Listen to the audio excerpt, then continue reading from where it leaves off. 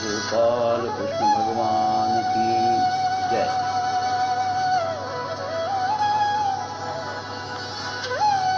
आज अधिक मास भागवत कथा 30 सप्टेंबर 2020। आज आपण गजेंद्र मोक्ष आणि समुद्र मंथन हा कथाभाग पाहू। गोपाल कृष्ण भगवान की जय।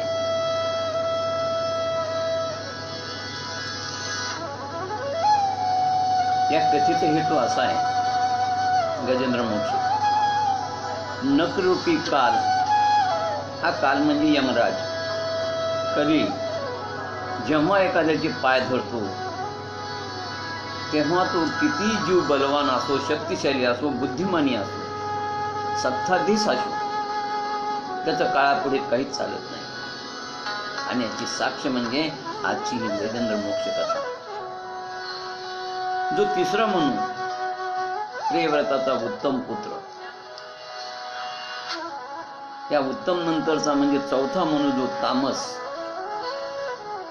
त्याच्या मन्वंतरामध्ये ही कथा घडलेली। या मन्वंतरामध्ये भगवंतानं हरिनामक अवतार घेऊन गजेंद्रला मुक्त केले। परीक्षिती म्हणाला, महाराज, गजेंद्र मोक्ष हे अत्यंत पुण्यकारक आख्यान आहे आणि ते मला ऐकावं ही माझी इच्छा आहे। आणि शुकदेव सांगून क्षीरसागरामध्ये त्रिकुट नावाचा एक मोठा पर्वत आहे, त्याच्या चारी बाजूला क्षीरसागर आहे। अनेक रत्न त्या ठिकाणी आहेत, मोठमोठ्या बाजूला अरण्य आहेत आणि त्यातील एका अरण्यामध्ये हा गजेंद्र नावाचा हत्ती राहतो। त्याच्या सोबत अनेक हत्तीनी होते आणि त्या लहान लहान हत्तीचे त्यांचे कळप पण होते। जवळपास त्या कळपामध्ये 105 हत्ती होते। पण हा गजेंद्र अत्यंत बलवान असल्यामुळे सारे प्राणी त्याच्या आश्रयाने राहत होते। गजेंद्राच्या या भीतीनं वाघ सिंह देखील घाबरत होते। भीती होती, गजेंद्राची दहशत होती, वाघ सिंह देखील असे क्रूर प्राणी पळून जायचे, असा तो शक्तिशाली होता। एकदा उन्हाळ्याचे दिवस असताना गजेंद्र आपल्या सगळ्या कुटुंब सहपरिवारासह या क्षीरसागरामध्ये आला, या तलावात आला।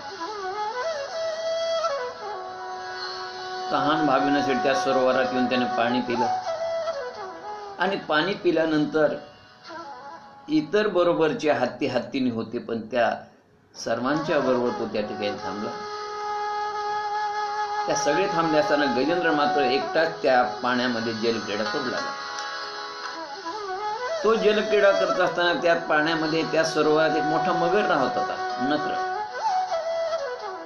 आणि तो पाण्यातून फिरत असताना त्याने एकदम त्या गजेंद्राला पाहिलं आणि गजेंद्राला पाहिल्याबरोबर त्याने त्या गजेंद्राचा पाय मुखामध्ये पकडला आणि त्याला पाण्यामध्ये ओढायला प्रारंभ केला। मगरही बलवान होता आणि जलचर असल्यामुळे तिथे हत्ती शक्तिशाली होता, पण त्याचं बळ कमी पडू लागलं। मग या तीरावरून सर्व हत्तीनी हे दुःख पाहून त्याच्या मदतीला गेली। 105 हरणांनी एकमेकाच्या सोंडेत सोंड घालून त्या हत्तींनी त्या गजेंद्राला बाहेर ओढण्याचा प्रयत्न केला, परंतु तो मगर ज्यावेळेस यांनी त्या 105 हत्तींनी त्याला सोंडे सोंड घालून त्या नकराच्या तावडीतून या तीरावर आणलं की त्या तीरावरती तो मगर काही क्षण शांत राहायचा आणि लगेच ताबडतोब परत त्या सरोवराच्या त्या तीरावरून तो त्या गजेंद्राला ओढून आपल्या बिळात घेऊन जायचा। परत हे सर्व हत्ती 105 हत्ती सर्व शक्तीनिशी गजेंद्राला ओढून परत तीरावर आणायचे। असा हा खेळ त्यांचा हजारो वर्ष चालला। स्वर्गातून देवही हे खेळ पाहत होते आणि आश्चर्य करत होते हत्ती भूचर प्राणी असल्याने शक्तिशाली जरी होता, पण त्याचं मगराच्या पुढे काही चालेल. शेवटी त्या गजराजाबरोबर असलेले त्याचे कुटुंबीय कंटाळले. किती काळ म्हणाले बाबा तुमची साथ द्यावी, तो मगर तुम्हाला सोडत नाही. आणि शेवटी हे कुटुंबीय कंटाळून निघून गेले. हे कंटाळून निघून गेल्यानंतर गजराजाने पाहिलं की आता आपले सगळे उपाय संपलेले. मागचं त्याचं पूर्व संचित चांगलं होतं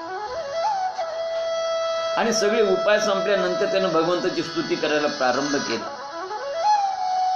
अर्थ स्वरूपामध्ये भगवंताची विनंती केली, भगवंताचं ध्यान केलं, चिंतन केलं. भगवंताला तो आवाहन करू लागला, भगवंता तुझ्या खेरीज मला या संकटातून सोडवणारा कुणी नाही देवा, तेव्हा तूच माझं संरक्षण कर, या मगराच्या मुखातून सोडव, असं तो भगवंताला विनवणी करू लागला. अशा प्रकारे गजेंद्रांनी परमेश्वराची स्तुती केली. ते गजेंद्र मोक्ष स्तोत्र श्रीमद भागवतात. यामध्ये गजेंद्रांनी नामरूप रहित असलेल्या भगवंताची केलेली स्तुती, आणि त्यामुळे ब्रह्मदेवादी इतर देव कोणी गजेंद्राच्या मदतीला आले नाही, कारण गजेंद्रांनी विष्णू परमात्माची हरीची स्तुती केली. परमात्मा सर्वेश्वर आहे. आणि अशा रीतीने त्या बाकीच्यांनी मदतीला यावं, पण कोणी आलेलं नाही. शेवटी गरुडावर बसून प्रत्यक्ष भगवंत त्या ठिकाणी हरी आलेले, हातामध्ये सुदर्शन चक्र, आणि भगवंत गजेंद्रांनी केलेली स्तुती ऐकून प्रगट झाले. गजेंद्रांनी येणाऱ्या भगवंताला पाहिलं आणि आपल्या सोंडेने सरोवरातील एक कमळ तोडून त्यांनी श्रीहरीला अर्पण केलं आणि केवळ मान्या स्वरात म्हणाला, हे नारायणा, हे जगद्गुरू, आपणास नमस्कार असो, माझा उद्धार करा. गजेंद्राची पीडा पाहून श्रीहरीने एकदम गरुडावरून खाली उडी मारली आणि मगरी सहित गजेंद्रला अत्यंत वेगाने पाण्याबाहेर ओढून काढले आणि चक्राच्या साह्याने त्या मगराचं तोंड फोडून गजेंद्रला त्यापासून मुक्त केले. गोपाल कृष्ण भगवान की जय. अशा रीतीने गजेंद्र सुटला त्या मगरीच्या तावडीतून भगवंताचं स्मरण केल्यामुळे. भागवतामध्ये मी पहिले दिवसांनी सगळ्या कथा फ्लॅशबॅक मध्ये. परीक्षितानं विचारलं शुकाचार्यांना, महाराज, गजेंद्र व मगर हे पूर्वजन्मीचे कोण होते आणि त्यांचं वय काय होतं? त्यावेळेस शुकाचार्य सांगू लागले, ऐक राजा, गजेंद्र हा पूर्वजन्मीचा द्रविड देशाचा पांड्यवंशीय वंशीय इंद्रदुम्न नावाचा राजा होता. आणि तो राजा एकदा ध्यानाला बसला असता, त्यावेळी अगस्त्य ऋषी त्याच्याकडे आले. सेवकांनी राजाला सांगितलं की राजेसाहेब ध्यानात बसले, थोडा वेळ थांबावं लागेल. अगस्त्य ऋषी बराच वेळ थांबले तरी राजा आला नाही. आणि शेवटी ऋषी क्रोधित झाले आणि त्यांनी शाप दिला, म्हणाले, तू जडबुद्धीसारखा हत्तीसारखा बसलेला आहेस ना, म्हणून पुढच्या जन्मी तू हत्तीच्या योनीतच जाशील. आणि म्हणून हा राजेंद्र हा गजेंद्र झाला.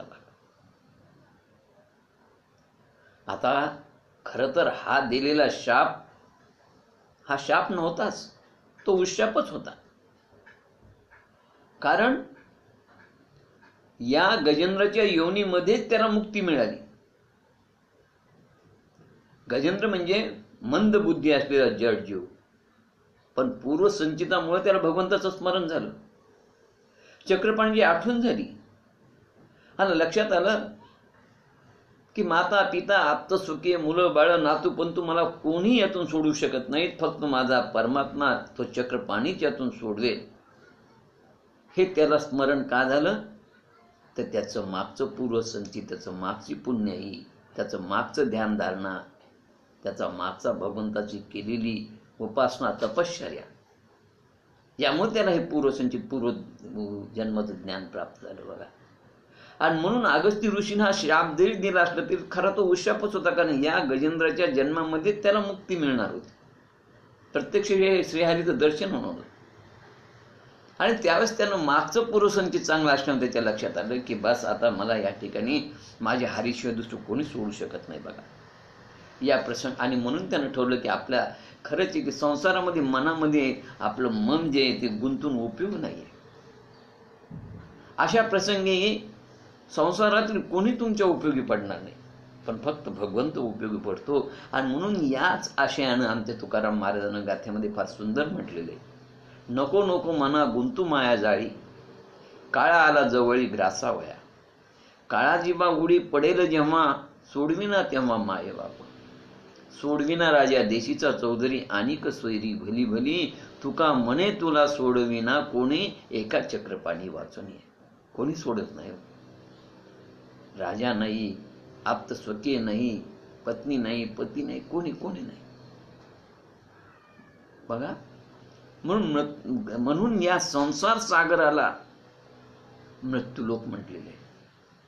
आणि आपण या मृत्यूलोकात राहतो का, तर इथं क्षणक्षणी मृत्यू आहे. म्हणून ज्ञानेश्वरीमध्ये शास्त्रामध्ये याला मृत्यूचा सागर म्हटलेले आहे. कोरोनासारख्या महामारीनं आमच्या लक्षात आलेलंच आहे की हा मृत्यूचा सागर आहे म्हणून. काल तुमच्यावर घालायला टपलेलाच आहे, तो सारखा आमच्या डोक्यावरती घिरट्या घालतो. आणि म्हणून मृत्यू तत्व हे तुमच्या आमच्या सदैव बरोबर असल्यामुळे याला मृत्यूचा सागर म्हणतेले. म्हणून मन संसारात मायेत या मायाजाळात गुंतू देऊ नका. 105 हत्ती होते, आप्त स्वकीय नातेवाईक सगळे, केवढं माया जंजाळ होता, पण कोणी गजेंद्रला सोडू शकलं नाही. पूर्वसंचितानं स्मरण झाल्यामुळं हरीचं चिंतन केलं आणि हरीने येऊन त्याला मुक्त केलं बघा. केवळ भगवंताने मुक्त केलं. असा हा गजेंद्र मागच्या जन्मीचा इंद्रद्युम्न नावाचा राजा होता. तर मगर हा पूर्वजन्मीचा हुहू नावाचा गंधर्व होता. नेहमी मद्यप्राशन करायचा आणि मद्यप्राशन कोणी एकदा त्यानं अप्सरेशी गैरवर्तन केलं, त्यामुळे देवल मुनीने त्याला शाप दिला आणि सांगितलं तुला पुढचा जन्म मगरीचा मिळेल. दोघांनाही भगवंताने मुक्त केलं.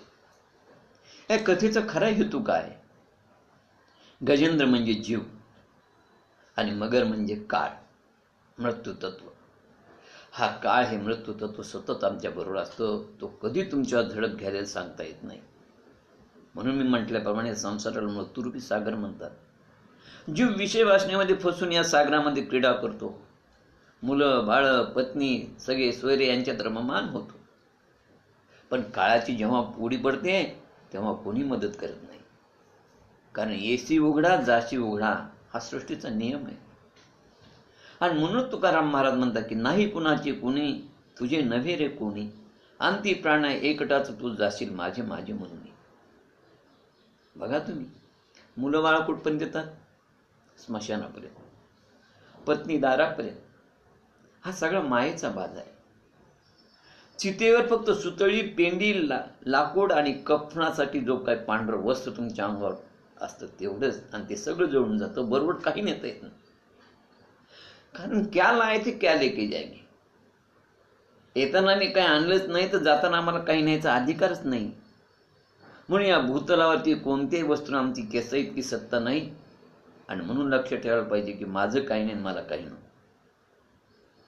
आणि म्हणून या कथेचा हेतूच आहे की बाबांनो, काळाचा घाला तुमच्यावर पडण्यापेक्षा आधीच, काळाची उडी तुमच्यावर पडण्याआधीच तुम्ही सावध व्हा आणि सतत भगवंताचं स्मरण करा.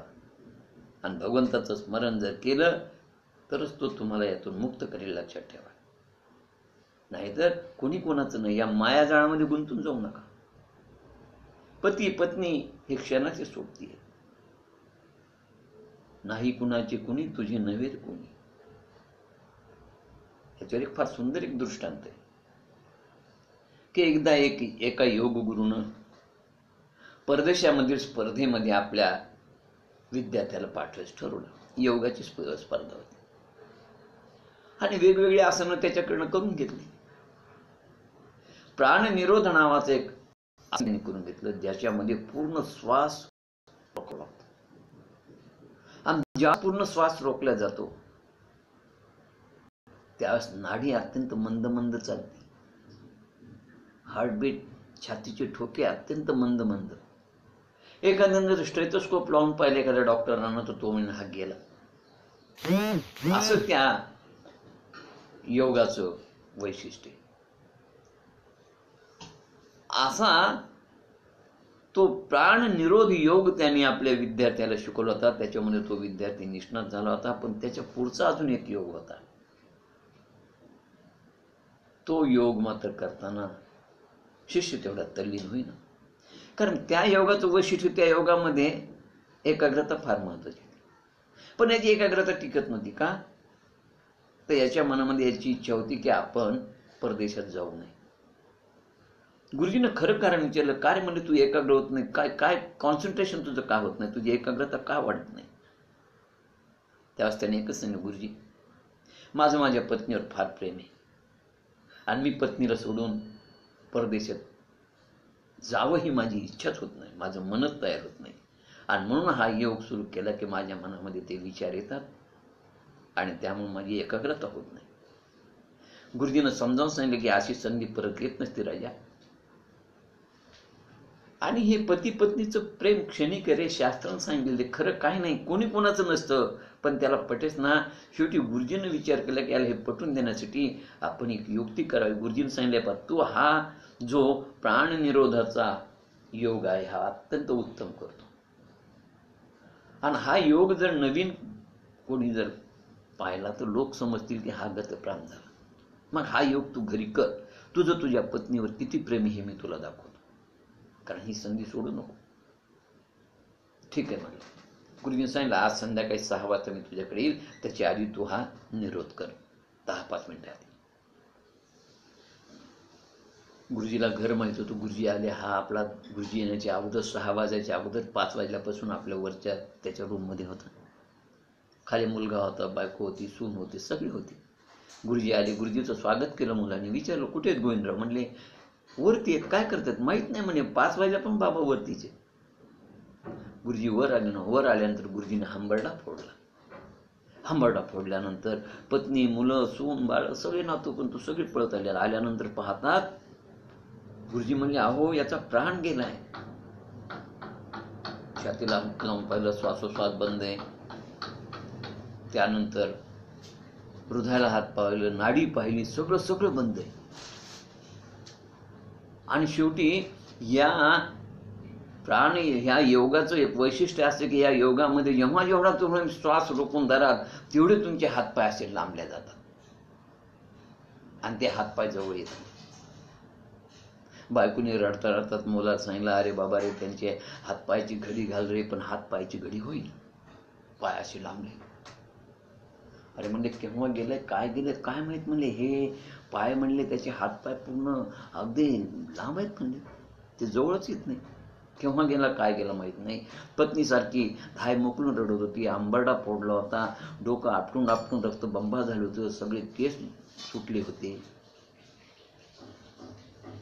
बाकीच्या स्त्रिया जमा झाल्या होत्या, आजूबाजूचे लोक जमा झाले होते. कसा गेला काय गेला अशा प्रकारचं दुःख सुरू होतं. सगळ्यांचं रडणं चालू होतं.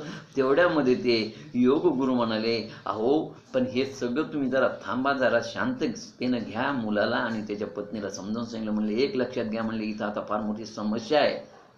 बायको म्हणली काय समस्या आहे? रडता रडतात तिने विचारलं. अहो म्हणाले तुमचा दरवाजा म्हणाले लहान दिसतोय, 2-2.5 फुटाचा, आणि यांचे हात पाय एवढे लांबलेले आहेत की या दरवाज्यातून हे प्रेत बाहेर जाणार नाही, त्यांचा देह बाहेर जाणार नाही. मग या देह बाहेर नेण्यासाठी एक तर तुमचा दरवाजा तोडावा लागेल, नाही तर त्याचे हातपाय तोडावे लागतील. बायको रडता रडता म्हणाली, अहो आता तर ते मेलेतनं मरू द्या, जाऊ द्या, त्यांचेच हातपाय तोडा. कारण दरवाजा परवाच केलाय, 3000 रुपये लागले. परत नवीन दरवाजा करायला पैसे कुठे आहेत? हे गेले ना, यांचे हातपाय तोडा घेऊन जा. असं म्हटल्याबरोबर नवऱ्याच्या लक्षात आलं की माझ्यापेक्षा बायकोचं दरवाजावर जास्त प्रेम आहे. माझे हातपाय तोडले तरी तिचं काही नाहीये. आणि मग त्याच्या लक्षात आलं की जे गुरुजी सांगतात ते खरंय की नाही कुणाचे कुणी तुझे नव्हे रे कोणी अंती प्राण एकलाच तू जाशील माझे माझे म्हणून. अशा प्रकारे हा दृष्टांत या ठिकाणी संपलेला आहे. आणि ही समुद्र मंथन आपली याची गजेंद्र मोक्षाची कथा इथं संपली आहे. यानंतर पुढची जी कथा आहे ती कथा आहे समुद्र मंथनाची.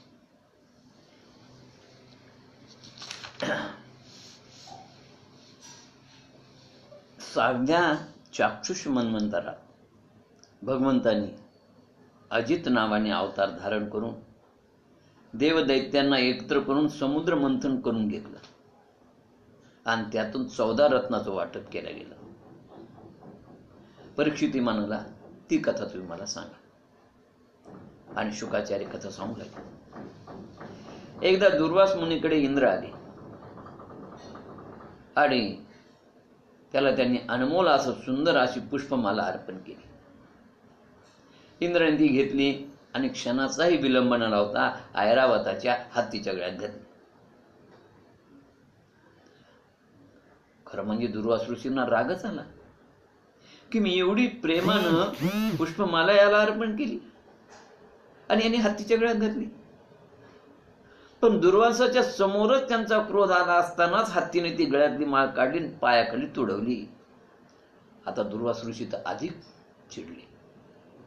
त्यांचा क्रोध अनावर झाला, त्यांचा अपमान झाला आणि ते इंद्राला म्हणाले तू माझा अपमान केलास, तुला मी शाप देतो, तू ऐश्वर्य भ्रष्ट होशील, तुझी सारी संपत्ती समुद्रात बुडून जाईल. हा शाप असुराचे गुरु शुक्राचार्यांना कळाला आणि त्यांनी असुरांना सांगितलं इंद्रावर स्वारी केली. इंद्रावर स्वारी करताच इंद्राचं राज्य असुरांना मिळालं. शापाप्रमाणे इंद्र पथभ्रष्ट झाला, दैत्याचं बळ वाढलं. सर्व देव घाबरून महाविष्णू परमात्माकडे आले. विष्णू भगवंत म्हणाले सध्याचा काळ असुरांना अनुकूल आहे आणि तुम्हाला प्रतिकूल आहे. आता आणि त्यातली तर तुमची संपत्ती सगळी समुद्रात बुडाली. आता ही समुद्रातली संपत्ती काढण्यासाठी तुम्हाला समुद्र मंथन करावं लागेल, त्याच्याशिवाय ती वर निघणार नाही. पण समुद्र मंथनाला तुमचं बळ कमी पडेल, तुमचं बळ वाढलं पाहिजे. त्यासाठी असुरांशी मैत्री करा, ते सांगतील त्याप्रमाणे वागा, ॲडजस्टमेंट करा, होला हो लावा, कारण आयुष्यात तडजोड फार महत्त्वाची असते. आणि समुद्र मंथनातून आलेली तुमची संपत्ती तुम्हाला मिळेल. समुद्र मंथन केल्यानंतर त्यातून अमृत येईल. ते अमृतवर आल्यानंतर ते तुमच्यापर्यंत कसं पोहोचवायचं हे मी पाहिजे आणि तुम्हाला कसं अमर करायचं. कारण अमृत पिल्याशिवाय तुम्ही अमर होणार नाही, शक्तिशाली होणार नाही आणि त्याशिवाय तुम्हाला स्वर्गाचं राज्य मिळणार नाही. त्याकरता तुम्हाला असुरांची मदत घेऊनच हे समुद्र मंथन करावं लागेल. त्याप्रमाणे इंद्रादी देव असुरांचा राजा बळी यांच्याकडे आले. बळीला खूप आनंद झाला की देव माझ्याकडे आले. तो अहंकारानं फुलून गेला, तो शांत बसला. देव म्हणाले बळी आपलं इंद्र बळीला म्हणाले बळीराजे आपण सारे भाऊ समुद्र मंथन करून मिळालेलं अमृत आपण वाटून खाऊ. तुम्ही शक्तिशाली आहात, तुमच्याशिवाय आम्हाला कोण मदत करणार. बळीलाही गर्व झाला, कारण स्वतः इंद्र भगवंत त्याला शक्तिशाली मानले होते. बळीने प्रस्तावाला मंजुरी दिली आणि समुद्र मंथन करायचं ठरलं. आता मंथन करायचं म्हणजे रवी पाहिजे आणि समुद्राचं मंथन करायला साधी रवी कशी चालेल, ती मोठीच पाहिजे. म्हणून विष्णूंनी गरुडाला पाठवून मंदार पर्वताची रवी करा म्हणून सांगितलं. मंदार पर्वत मागवला. मंदार पर्वत गरुडाने पाठीवर आणला. आता त्याला दोरी हवी. तेव्हा या सर्वांना विष्णुभगवंतांनी सांगितलं तुम्ही नागराज वासुकीला जाऊन विनंती करा. इंद्रादी देवानी बळी आले, त्यांनी नागराज वासुकीला विनंती केली की मंथनातून निघालेलं तुला आम्ही अमृत देऊ, तू या ठिकाणी आमचा याचा दोर हो, मंथा हो. आणि त्याप्रमाणे वासुकीने होकार दिला. मंदार पर्वताला समुद्रात उभं केलं, वासुकीचा दोर त्याला गुंडाळला वासुकी आणि मंदार पर्वताने जे येते त्या ठिकाणी मंथन सुरू केलं. शेपटीकडे आसूर होती आणि तोंडाकडे देव होते. आसूर म्हणाले, ऐ थांबा. मंथन थांबलं. म्हणाले, देवांनो, शक्तिशाली कोण? देव म्हणाले, तुम्ही आसूर. राजे कोण? देव म्हणाले, तुम्ही. मग आम्ही राजे असून, आम्ही शक्तिशाली असून आम्ही शेपटीकडे का आणि तुम्ही तोंडाकडे राहता? आम्हाला तोंडाकडे पाहिजे. देव म्हणाले, ठीक आहे. जागेची बदलाबदली केली आणि देव शेपटीकडे आले. मंथन सुरू झालं. आता मंथन सुरू झाल्यानंतर जे म्हणतात त्या वासुकीच्या तोंडातून येणारं विष बाहेर पडू लागलं. बरं, आधीच काळे, त्यात अजून काळे कुट्ट होऊ लागले, पण सांगणार कोणाला? आणि अशा रीतीनं ते मंथन सुरू झाल्यानंतर ते विष बाहेर निघालं. काही ते विष खाली पडलं आणि काही बाहेर ज्यांच्या चेहऱ्यावर पडले. अशा रीतीनं मंथन चालू असताना योगायोग काय झालं की तो जो खाली आधार नसल्यामुळे मंदार पर्वत खाली खाली चालला होता, कारण समुद्राची खोली काही कमी नाही, तो तळाशी जाऊ लागला. मग मंदार पर्वताला आधार हवा, तेवढ्यात भगवंताच्या लक्षात येऊन भगवंतांनी कूर्म रूप कासवाचा अवतार घेतला. बोला कूर्म भगवान की जय. आणि कासवाचा अवतार घेऊन समुद्राच्या तळाशी जाऊन मंदार पर्वताला भगवंतांनी आधार दिला. आणि आधार दिल्यानंतर मग मंदार त्या वासुकीच्या सहाय्यानं घुसळायला त्यात सुरुवात झाली. भगवंताच्या पाठीवर तो फिरू लागला. भगवंताला तर पाठ खाजल्यासारखंच वाटत होतं, कोणी आपली पाठच खाजवत आहे. जसे जसे मंथन सुरू झाले तसे तसे वासुकीचा श्वास वाढला आणि त्याच्या हजारो मुखातून विष बाहेर पडू लागला. तो विष ओकू लागला. विषयाचा असुरांना त्रास होऊ लागला. पण बोलणार कसं हो? तोंडाकडचा भाग त्यांनीच मागून घेतला होता. 10 होऊ लागला. आधीच काळे, त्या चेहरे काळे कुट्ट पडले. त्या वासुकीच्या फुतकाराने देवांनाही त्रास होऊ लागला आणि मंथनातून खूप विष बाहेर पडलं. हलाहल बाहेर आलं. आता या विषयाचं काय करावं हा प्रश्न सगळ्या ऋषी मंडळींना पडला, देवांना पडला. तेव्हा हे देव मंडळी सगळी कैलास पर्वतावर आली आणि सगळ्यांनी महादेवाला विनंती केली की या विषयापासून आमचं रक्षण करा. तेव्हा त्या ठिकाणी महादेव प्रकट झाले. महादेवाने ते विष पिलं. पिताना जे काही खाली पडलं ते काही विंचवानी, काही सापाने पिलं आणि अन्य विषारी प्राण्यांनी पिलं. आणि अशा रीतीनं विषारी वनस्पती आणि विषारी प्राणी उत्पन्न झाले. महादेवाने ते हलाहल पिल्यानंतर महादेवाला त्या विषाचा, त्या हलाहलाचा दाह सहन होईना आणि म्हणून त्यांनी गळ्यामध्ये नाग घातला, तरी तो दाह शांत झाला नाही. डोक्यावर चंद्र घेतला तरी तो दाह शांत झाला नाही. डोक्यावर गंगा धारण केली तरी तो दाह शांत होईना. त्यांना शीतलता मिळेल. आणि शेवटी रामनामाचा जप केल्यानंतर त्यांचा दाह शांत झाला. हलाहल अमृतात नाहलं आणि त्यांचा कंठ निळा झाला. कंठ निळा झाला म्हणून त्यांचं नाव निळकंठ पडलं. अशा रीतीनं हे मंथन चालू असताना त्यातून प्रथमतः कामधेनू प्रकट झाली. देवाने, कारण विष्णू परमात्म्याने सांगितलं की प्रत्येक गोष्ट निघाली की आधी त्यांना विचारा. नको म्हणले तर तुम्ही घ्या आणि त्यांना हवी असेल तर त्यांना द्या, नाही तर मंथन बंद होईल बरं. म्हणून देवाने असुरांना विचारलं, ही पाहिजे का तुम्हाला? तर ते म्हणे, नको नको, ही गाय आम्हाला काय करायची, आम्हाला नको, कुणाला द्या. त्यांना गाय आणि कामधेनू मधला फरकच कळला नाही. म्हणून ती कामधेनू जी आहे ते वशिष्ठ ऋषीकडे दिली.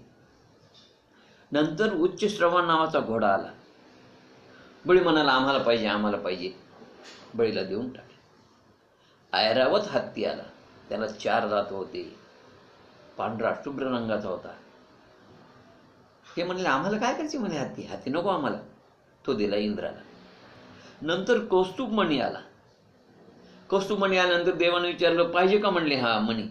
नाही म्हणले, हा काच काय कामाचा म्हणले आमच्या. काच समजून तो कौस्तुभमणी भगवंतांना दिला. नंतर पारिजात नावाचा वृक्ष आला. विचारलं हवं का? त्याने विचारलं याला कुठली फळं येतात? देवाने सांगितलं याला फळं येत नाहीत, फक्त फुलं येतात. ही सपुष्प वनस्पती. फुलं येतात, फळं येत नाहीत. नाही, मग फुलं काय उपयोगाची? म्हणले पूजेला. आसुर म्हणले आम्ही पूजाच करत नाहीत, कोणालाही द्या.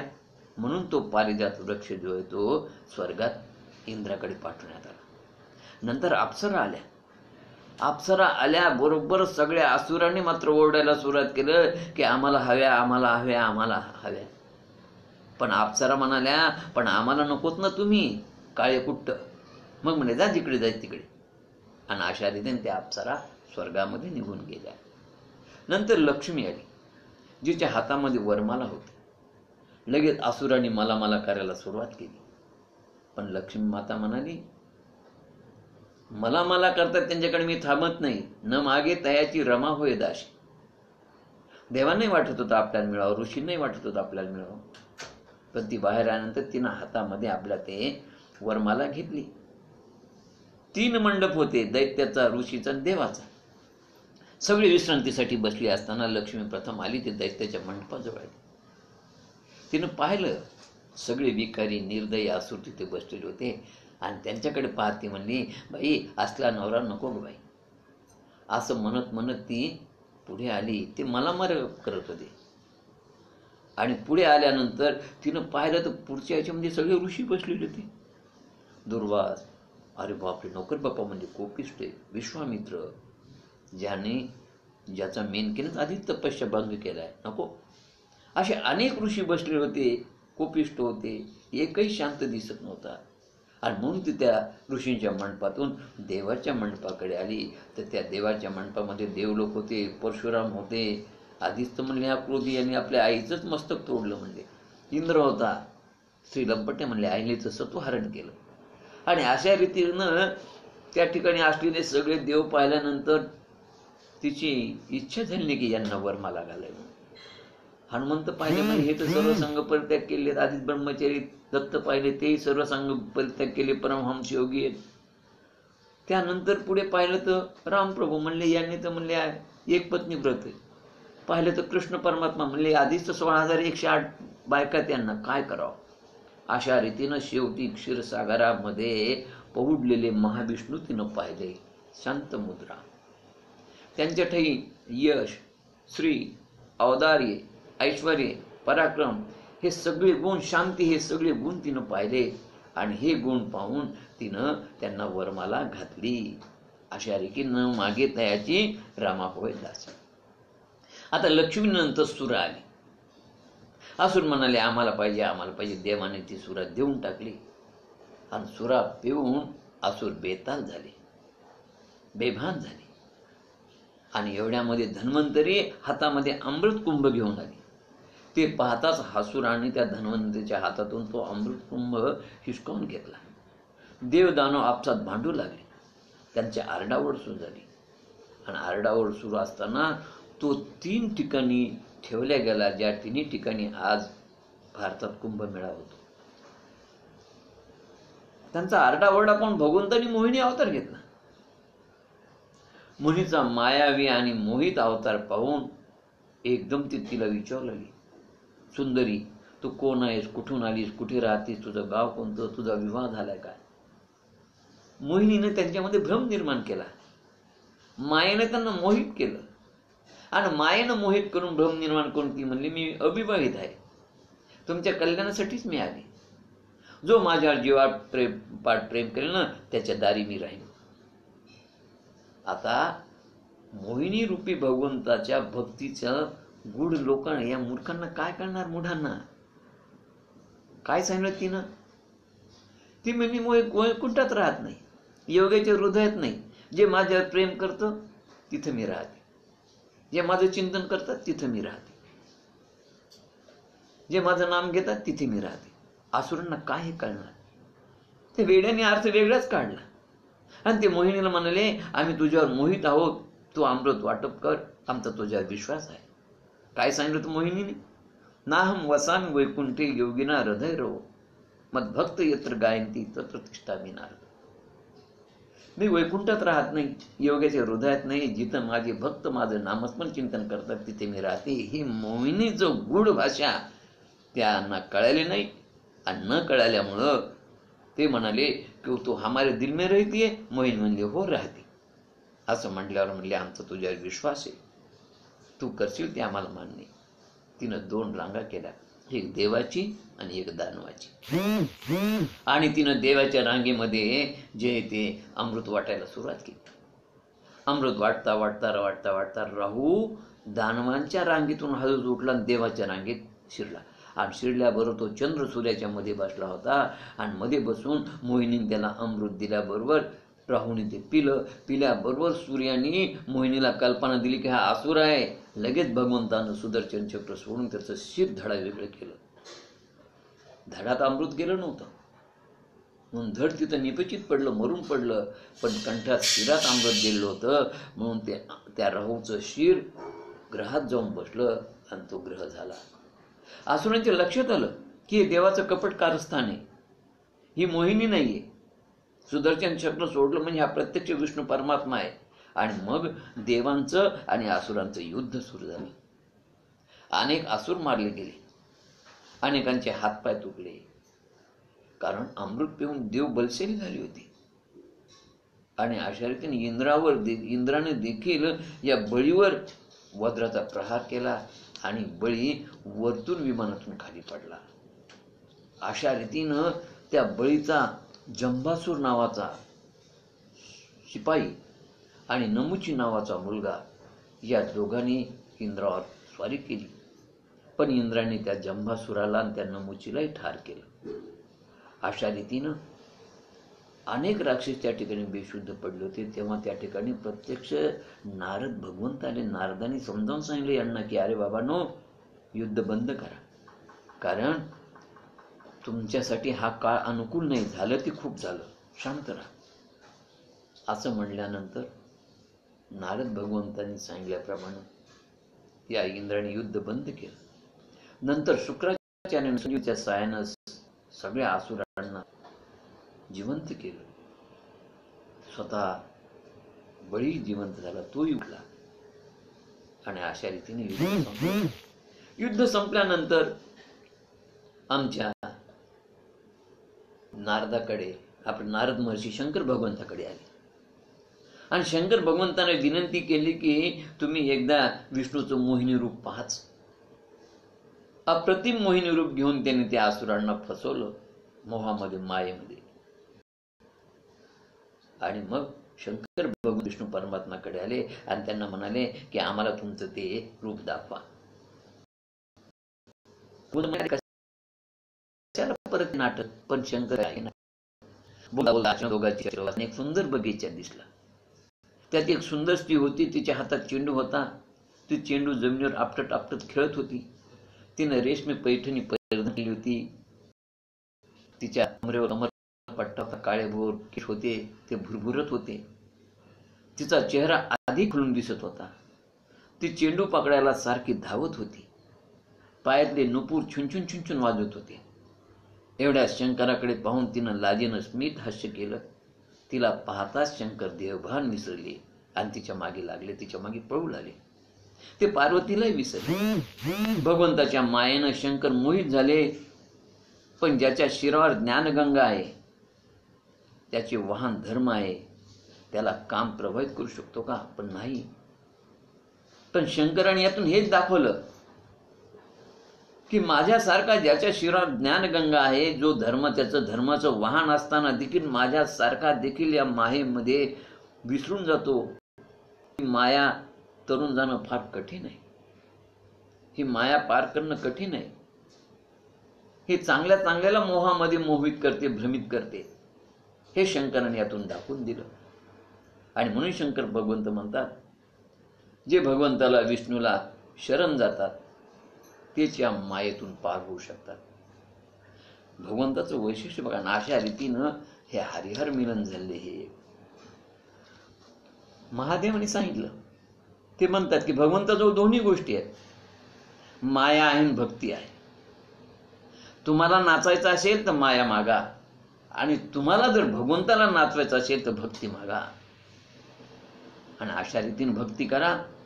भक्तीने ही माया हा मोह नाहीसा होतो. हरिस्मरण करा. ते हरिस्मरणच तुम्हाला मानवाला मोहिनीपासून मायेपासून वाचवू शकते. अशा प्रकारची कथा या ठिकाणी सांगितली आणि समुद्र मंथनची कथा या ठिकाणी संपलेली आहे. झालेली सेवा श्री गुरुचरणाची चरणी समर्थ. हरे नमः हरे नमः हरे नमः. गोपाल कृष्ण भगवान की जय.